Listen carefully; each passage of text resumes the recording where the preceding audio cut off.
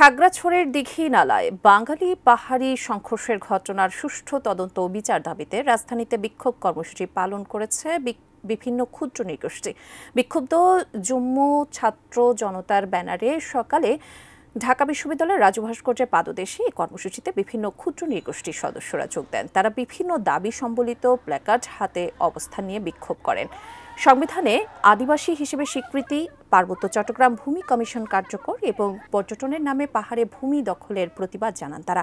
পার্বত্য চট্টগ্রাম আঞ্চলিক পরিষদকে আরও শক্তিশালী করার দাবিও ওঠে সেখানে। পাহাড়ের অধিকার অস্তিত্ব রক্ষার সাথে পাহাড়ে আমরা জীবন দিব।